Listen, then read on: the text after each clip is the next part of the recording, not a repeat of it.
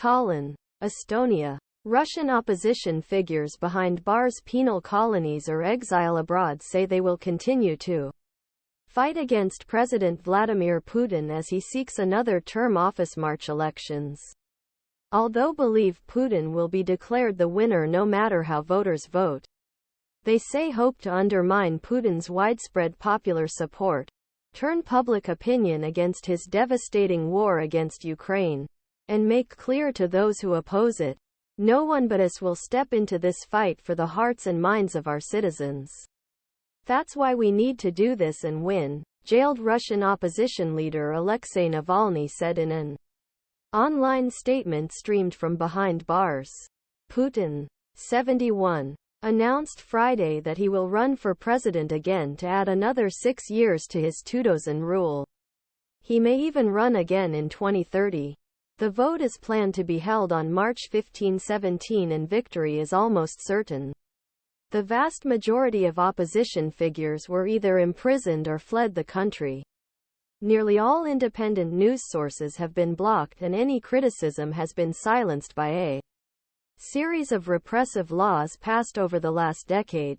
This is basically a guarantee that the Kremlin can announce any outcome, Nikolay Petrov, a visiting researcher at the German Institute for International and Security Affairs, said in an interview with the Associated Press.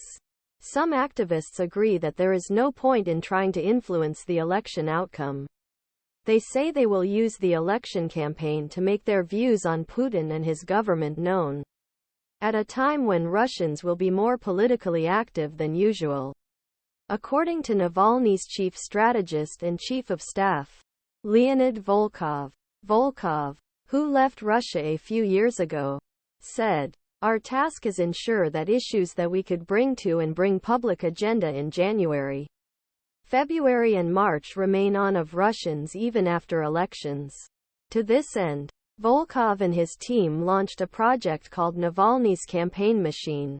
The idea is simple. Talk to many Russians as possible, by phone or online, and persuade them to oppose the candidates we hate, namely the Putin candidate and the war candidate. Navalny put it in an online post project in June. The project already had about 170 volunteers on call late October and was conducting a survey to identify people's specific complaints and needs in order to tailor the topics of conversation they would use future phone calls.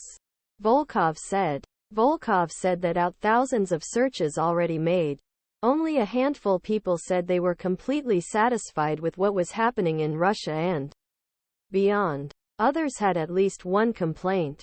Some war. Some people are unhappy with the economic situation. Some healthcare system. Social justice.